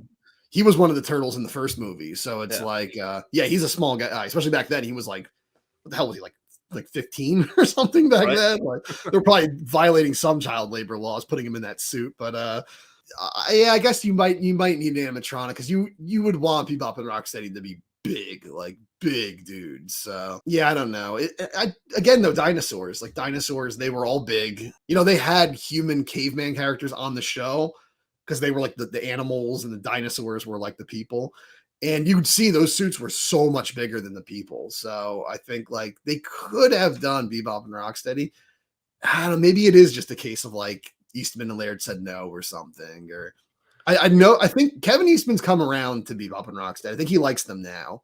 I mean, he's kind of come full circle on everything, though. You know what I mean? Like, for a while, he really, like, because again, he sold his share of turtles. He pretty much had his hands washed of turtles. And again, once I feel like he realized it was just something that was never going to go away, like it was just lifelong fandoms, like now he leans into it as hard as possible. You know what I mean? Yeah. And I get that, because like, so if you've ever seen like any of like the biography stuff on those guys, like they're like 10 years apart in age. They're very different ages. You know what I mean? And Peter Laird was like established. He was married. Like he was already settled down, to where Eastman, like he was a young artist. You know what I mean? He was probably just wanted to live that life that a lot of dudes want to live in their mid-20s, where they're just partying and having a good time. And again, as an artist, I'm sure he didn't want to feel like just stifled by being a Turtles creator either. You know what I mean? I'm sure he wanted to try new things, as most artists do. You know what I mean? A lot of artists do get bored of doing the same thing. Speaking from somebody who's not artistic at all, I'm just assuming that's how you guys feel. No, we do. I mean, I haven't even finished my game, and I'm so bored of animating. So animating the same kinds of characters over and over again. But yeah. And again, I mean, it's the same thing with me. Like, I mean, I've always loved Turtles, but I mean, in my mid-20s, like I was a casual fan, essentially. You know what I mean? Like I still love Turtles. I still had turtle paraphernalia in my room. My cardboard cutouts have been in every room or every apartment I've ever had in my life. But like, I wasn't diehard about it in my 20s. It wasn't until I got in my 30s and I kind of just really fell back in love with them. So I get that. And again, I understand that they didn't really like the direction the movies and stuff like that were going. And that's probably a good way to segue into the third movie is Yeah. how no one really liked the direction of that movie. But like I said, it's another one Thank that I you. think is just exactly. I think it's fun. Again, I don't find it nearly as fun as Secret of the Ooze. Not even in the ballpark. It is by far, far and away the third best of the original trilogy. Like I don't think there's anybody that would argue it outside the 3 spot ever. But it's still just it's fun and it's silly and it's a movie that I still like to put on in the background. Like I mean, the storyline is just bananas. You know what I mean? Like it's just so far removed from what they were doing in the first 2 movies. And I don't know. I feel like they could have just kept it a little bit more in the status quo, but at the same time, I kind of like some of the stuff that happens in feudal Japan. Like I feel like it does make for some fun storytelling, like you said, with the relationships between the characters in that world and stuff like that. Like that is some of the best stuff from the movie. Like I said, I think the human element of it is at its best, but that's the problem. Is I think I look at that movie, I'm like, this works. This works as a kid's action movie comedy, but it doesn't need Ninja Turtles to be a good kids action comedy movie. The Ninja Turtles feel like they were just plucked out of one movie and put in this one. And I said that in my video review for it as well, that people say this all the time now about movies that like, oh, it probably was just a script they had laying around and they slapped an IP on it and made it eventually. But I really think this movie was a generic like script they had laying around, just like something like a kid in King Arthur's court or something, where it's like, oh, some hip, cool 90s kid or teenager or like a group of them travel back in time and they have to bring the radicalness of the 90s to the past to save them from these lamos and stuff. And it's like, that's what the movie feels like. Like I could picture just like Jonathan Taylor Thomas or something being the main character and like not the Turtles. And it just feels like the Turtles were just plucked in there because they're like, Turtles is big. We had one 2 years back to back, and now we didn't have one. We need a Turtles movie. Quick, just grab the closest script. This one's about Japan. They're ninjas, sure, whatever. And they just threw them in it, and this is what we got. And it just seems that they didn't change that much about the original script. They just put the Turtles in and made the characters called the monsters, and that was it. And it's like, aside from that, it doesn't feel like it needs to be a Ninja Turtle movie. And so little of the continuity of the last movies is mentioned in the movie or like acknowledged or anything. It just seems like you got 4 Michelangelos now, basically. And actually, Michelangelo is the only one being depressed in the movie, and everyone else is like Michelangelo. Like even Leo, he doesn't really do any like noble leader things. He's just kind of another goofball, just like the rest of them. And I mean, he might crack more jokes than anybody, I feel like, in that one. Donnie might still have the most jokes. Okay, yep, you're right. Yeah, help him a turtle and I can't get up and all that. And I think that's just because they got what's his face. Why can't I think of his Corey name? Feldman was Corey back. Feldman back. Yeah. So they're like, all right, dude, we got you again. You're fresh out of rehab. Let's give you as many lines as possible. Yeah. The thing is that by that point, Corey Feldman wasn't a big deal anymore. Like when they got him in the first movie, he was fresh off Lost Boys and The Burbs and License to Drive and all these movies that like were these big hits. And in 93, everyone wanted Jonathan Taylor Thomas. Nobody wanted Corey Feldman anymore. Yeah, Turtles 3, like I said, I think as a kid's action adventure comedy movie, I don't think it's bad. But as a Turtles movie, let alone the third Turtles movie in such a strong series, it's a piece of garbage. I'm sorry, but it's not worthy.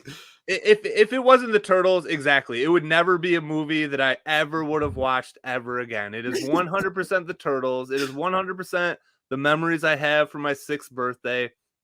Because like you said, there's no connection to the other 2 movies whatsoever, other than Casey showing up. I feel like that's it, because April feels totally different. Like Splinter feels totally different. Like they're still in the same subway station, but it feels even more bright and less dingy to an extent. You know what I mean? Like it feels like a TV set. Exactly. And yeah, like again, I'm not so blinded by the nostalgia that I know objectively it's a terrible movie. I get it. But again, it's Turtles, and that it's just fun to me. It is the nostalgia. That's what sucks me in. Like that's really what just the thesis for all this is. It's the nostalgia. It's why I keep buying the same action figures over and over. It's why I keep watching the same movies over and over. Like, it is just that powerful of a property to me to where I can overlook all of its weaknesses to appreciate the strengths about it. And there, as much as I've ripped on Turtles 3 and gone over my horror story of the first time I saw it and everything, there is a lot of nostalgia for that movie still for me too. And I do like it for those reasons. Like when I was doing my ranking of all the Turtles movies on my YouTube channel, at first, like I said, I mentioned it, I think in the video for Turtles 3 is like, originally when I made my order before, because I rewatched some of the movies before doing those videos, before I rewatched them, I just put together a list of the order. I put TMNT 2006 below Turtles 3 just because I'm so nostalgic for Turtles 3. I'm like, oh yeah, it's better. Then I rewatched them. I'm like, dude, in no universe is Turtles 3 a better movie than Turtles 2006, like 2007, whatever year it was. It's like it's a way worse movie in every way. Yeah, it's not. I wouldn't, like I said, I wouldn't say it's a bad movie because that was pretty common fare for kids live action movies in the 90s. There was a lot of them on par with or worse than Turtles 3. Well, I mean, like, let's think about what started coming out of that time. Three Ninjas, Surf Ninjas, Ninjas. Like all these cheesy ninja movies, you know what I mean? And again, I've talked about this in my comment section with many people. Like, I'm probably gonna have a shitty ninja movie marathon here coming up soon where I'm gonna knock. I haven't seen the original Three Ninjas in forever or Surf Ninjas. Like, I have to give them a spin here soon. Like, but that's the thing, ninjas just could not fail. Like, even G.I. Joe, my favorite subline of G.I. Joe was Ninja Force. Like, I just could not get enough ninjas in the early 90s. And again, if you slap ninja on it, I was gonna watch it at the time.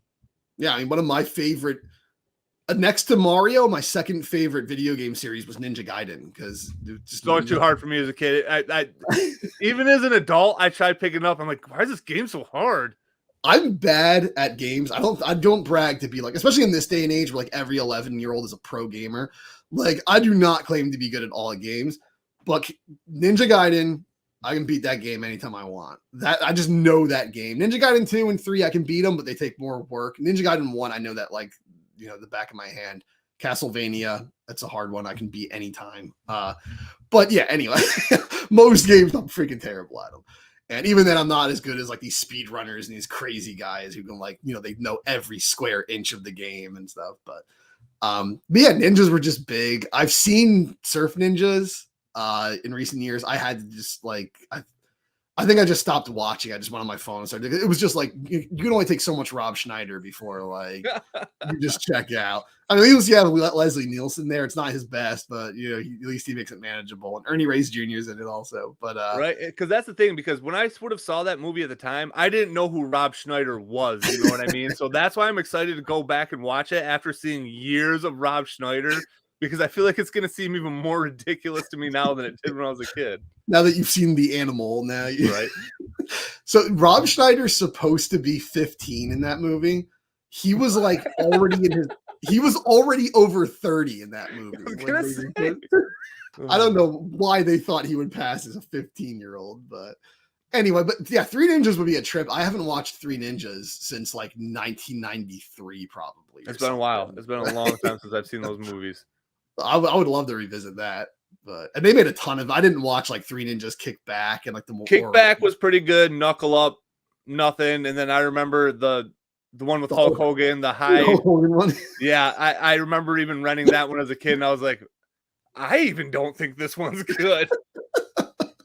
I remember Kick Back. I don't think I watched any of the other ones, but I've since then seen a lot about the Hulk Hogan. It's become pretty infamous since then. It's like considered one of the worst movies of all time by a lot of people. That had what was her name? The woman from what was that sitcom about the radio station? I can't remember. She was in there. She was the bad guy. Won't Joe Rogan? No. Maybe. I don't know. Talk or news radio? No. This is one from like the 70s. Oh. Radio station, then I would something know. Cincinnati. I don't remember what it is. But But she was like the bombshell in that show, and then she was like the villain in the Three Ninjas. She was the mom in Night of the Roxbury and shit. Oh Like, yeah, I know what you're talking about. yeah, like go compliment your mom's new chin. She just got a new Right? chin today. But anyway, we're getting way off topic. Yeah, Turtles 3.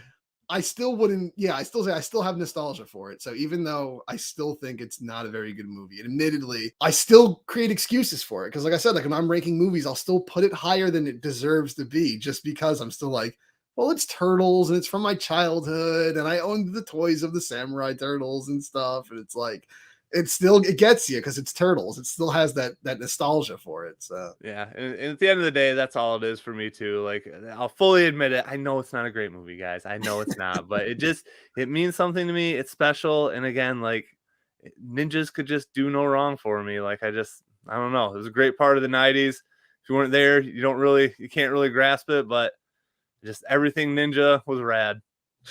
And just to set the record straight, there's never a part in Blue Hawaii with Elvis where he puts a fucking lampshade on his head. So I don't know. I don't know why Michelangelo and Splinter throw a lampshade on their head and say just like Elvis in Blue Hawaii. Oh. There's just jokes in that movie I don't get, like the Addams Family one and stuff. There's no punchline. They just say a thing, and it's like, why is that funny? There's some funny ones, there are some good ones in there. But then even like Wet Willy Time, what's that about? I knew that was coming. What would him? It's Wet I'm Willy pretty time. sure that's how I learned how to do a Wet Willy. I could be wrong, but I'm pretty sure that's where I learned it. So I didn't remember that one from when I was a kid. That was when I saw it again as an adult. I'm like, oh, what's up with all the Wet Willy things? Because I remember at some point when I was in high school, I acknowledged the expression Wet Willy. I was thinking like, this must be the dirtiest fucking thing ever. Like a Wet Willy must be really dirty. And then I'm like, oh no, never mind. You lick your finger and you stick it in someone's ear. Yep. But, yeah, like why was that the Turtles like trademark gag in that movie? Like that was just like, it was in the commercial. It was in the commercial. That's why. All the commercial was just all like Donatello's shitty jokes, yep. And then like that, and then you watch the movie and it's just you're waiting for all those shitty jokes and everything in between is just boring. And again, I think that's exactly what you said before with the Addams Family joke. I feel like half the jokes were made just for the trailer, like just to make a snappy trailer like that. Yeah, I think so. And it's like it's such like of the time humor that like Addams Family Values was probably being promoted at the same time. Yep. So like in that month of that year, that seemed like a really funny joke, but it had no life beyond that. No, so it's just weird. Now you watch it, now you're like, oh, what was that about? They had some that worked. I do have one random closing thought and I guess not thought, but an Easter egg that I was going to touch on in the first movie. Did you know that Eastman and Laird are in the first movie? I think I could be wrong. I'm going to guess they were in the deleted scene at the end. I believe there's like a scene where they're signing off like movie rights or comic rights or something. Oh, so that is a deleted scene. Yeah. Where it's Danny and April are trying to sell the comic rights. Yeah. To somebody. And the turtles are like outside in the windows and everything. Yep. But where are they actually in the movie? So the dump truck that Casey murdered Shredder with, they're the drivers that get out. Oh shit! The dump truck there. That's Eastman and Laird. Oh, that's so cool. I know Eastman's the pizza delivery guy in the second Michael Bay movie.